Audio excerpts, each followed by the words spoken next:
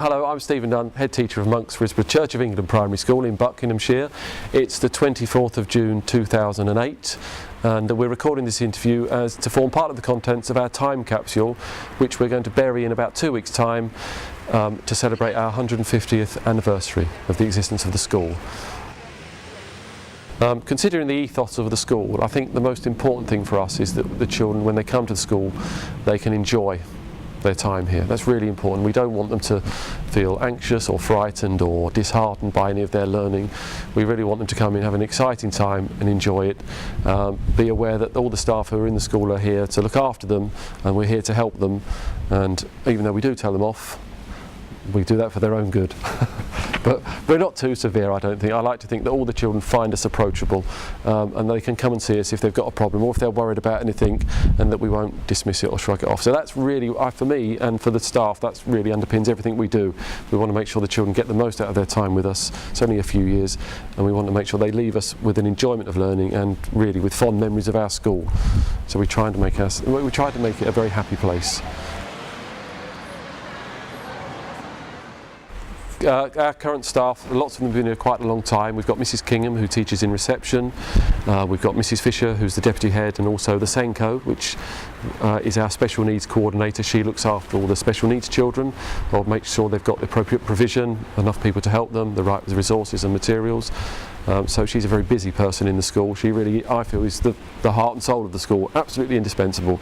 Then we've got Mrs Rooney as well, who teaches in Year 1, and then we go into the juniors. At the moment we've got Miss Goodright, who's a local girl who's just started with us, who's teaching in Year 3. We've got Mrs Jewis, who's been at the school for 25 years. Who's teaching Year 4 now. Mrs Parker's in Year 5, and we've got Mrs Ind, who's in Year 6. So that's the whole staff, teaching staff. We've also got lots of teaching assistants. We've got a team of, it must be 10 now, 10 or 11 teaching assistants. Some of them work generally within the class, others work with individual pupils who've got a statement of special needs.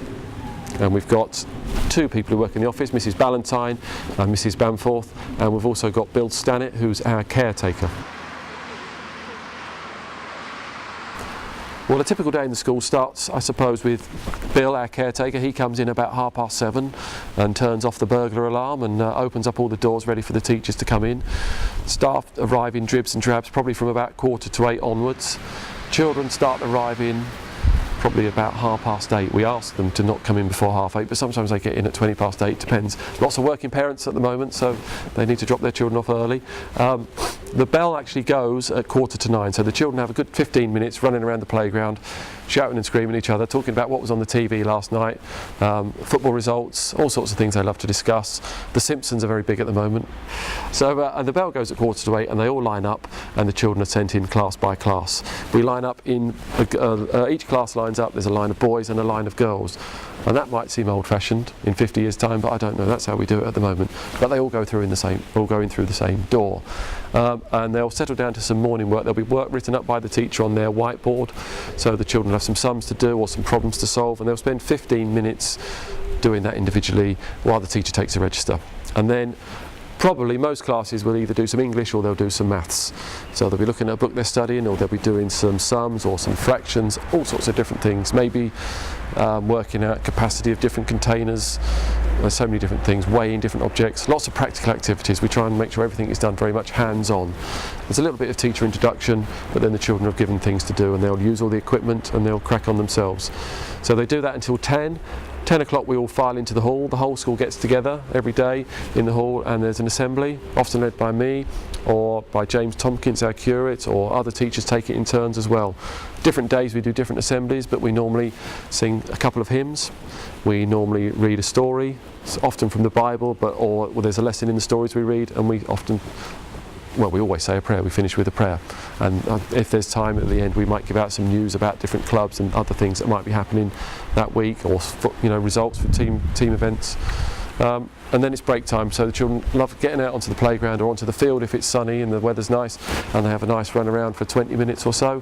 Teachers all go in the staff room, have a cup of coffee. If it's somebody's birthday, they bring in a cake, which is very nice.